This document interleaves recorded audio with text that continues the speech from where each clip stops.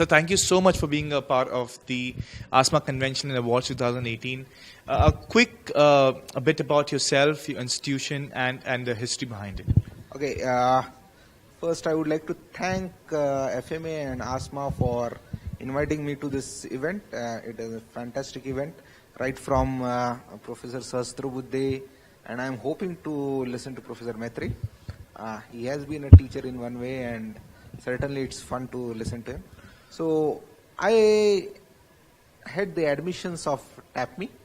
I'm first and foremost a faculty in finance, but last few years I've been asked to head the admissions of TAPMI, and that's what I've been doing.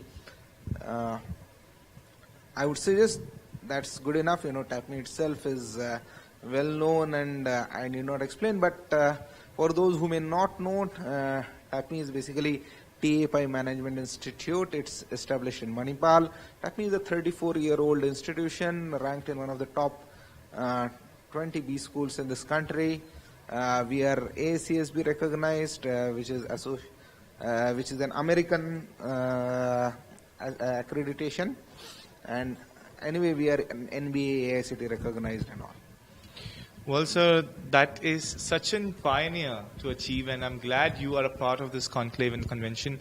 Sir, I want to ask you, what's your take on a platform like the convention and awards, which is happening for the second time, and bringing on academicians? What's your take on it?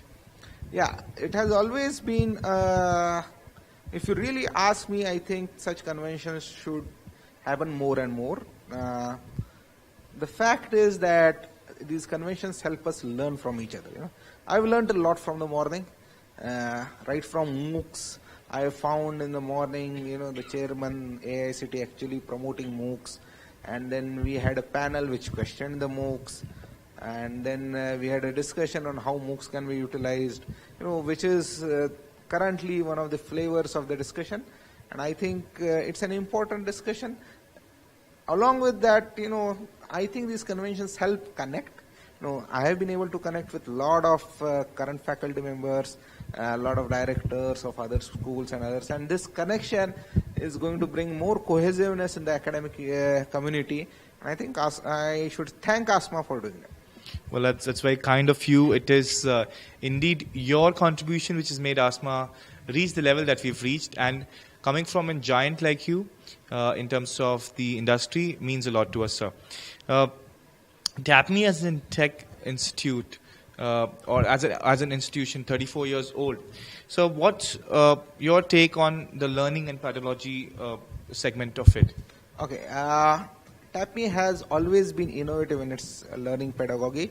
So we were one of the first schools to actually go and approach IIMs and request them that, okay, we would like to use CAT for an entrance exam in 1994 itself, and that is when CAT actually became public. After it embraced TAPMI, then they understood that, okay, they could actually increase the scope to help a lot of other B schools, and they started doing it. Right, we have been one of the first to look at ASCSB. We have been one of the first to embrace Harvard B school simulations and other things in private space. We have been very, very, we do look up to XLR, which is, a brand in itself and an inspiration for us. But still, TAPMI has been very innovative, and we are taking one step ahead. So we have a proprietary software being designed, which we want to basically make our whole learning digital. I wouldn't use the word digital, but tech savvy. So the whole platform is aimed so that in classroom, out classroom experience of the students is seamless, right? Right from courses, course deliveries, to quizzes, to end terms. We want this platform to be utilized extensively. So the whole idea of this platform is, if I remember in one of the panels, there was an interesting question asked that, okay, how do you manage the disruption or the disturbance of mobile phones in the classroom? Okay, so every B school is facing it. We simply preempted it by taking away the mobile phones and replacing with tabs. So TAPMI provides tabs to each of its students, and when the student gets a tab, right, the whole learning platform is embedded on the tab, and the best portion is right? The control of the student's tab is with the faculty. So when I am discussing a topic, and if my PPT is running or a simulation is running, it will be running simultaneously in all the tabs. Wow. Okay, so the student cannot simply say, okay, I'll check out my WhatsApp. He doesn't have control over the screen unless I give it to him. The second thing, we simply preempted it by putting jammers in the classrooms. Okay, if the faculty wants to use pure blackboard and is not interested in any disturbance on the Wi-Fi, disturbance from the tabs or this Facebook, WhatsApp, and other things, or the mobiles, you can switch on the jammer. So everyone's phone and tab, including the faculties, just get blocked except the broadband connection. Wow. So it solves a lot of problems. So we preempted it by doing it. Well, basically, these are the solutions that we've been talking about all day long, that how could we filter the data and bring in a balance between technology and the classroom kind of study. Well, thank you so much for sharing that thing, sir. How important is the role of digital and social media in higher education institutes in India as of now? See, social media or digital media is there. Okay, we can't wish it away. We cannot go back to the traditional way where we were teaching, that the faculty teaches and the student learns. Our student hears, whether he learns or not would only be understood when the exam is done. Okay, those days are gone.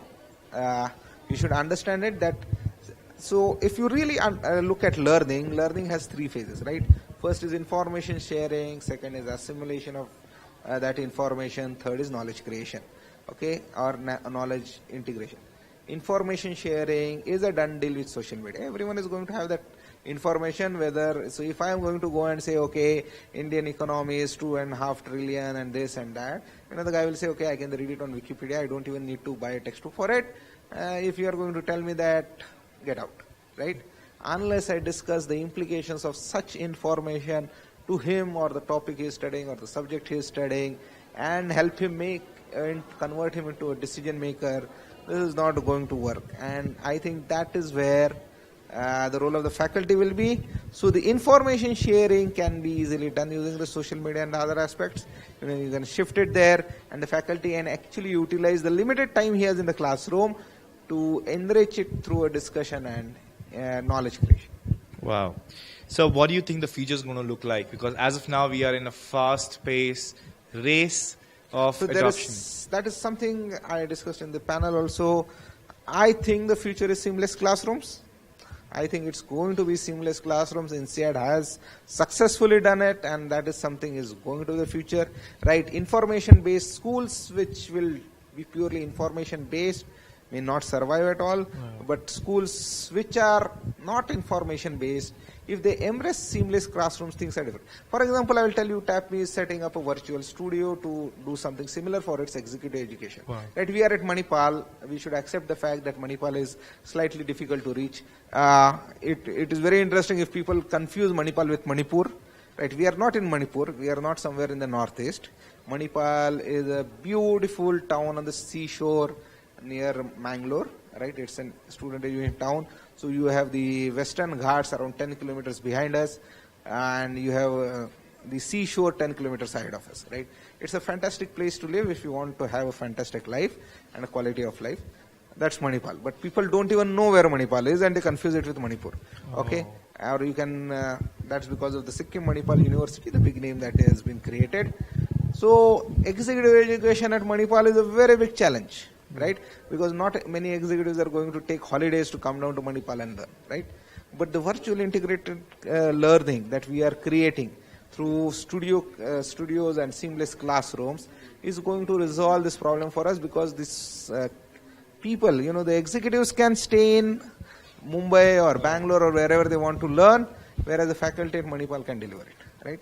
Now, this helps a lot because a cost of one studio is simply equivalent to a cost of one classroom. Right. But understand, if I want to scale up, I have to continuously build more classrooms. I don't have to continuously build more studios. Correct. So it's going to save money, at the same time it's going to help scale up, and I think that's going to be the future of education. Well, very well said, sir. Being a trendsetter in the industry, what advice that you want to be giving to the educational institutions who are adapting social media in a slow fashion, or rather is still to adopt social media? I wouldn't go to give advice, okay, because it's easier to give advice, we should understand that everyone might have problems. They might be interested to accept social media, but any reason can be there to restrict it. But my only suggestion would be that somehow or other the social media adoption has to be there. Whether they like it or not, it's a change that has to be adopted. Well, true that so.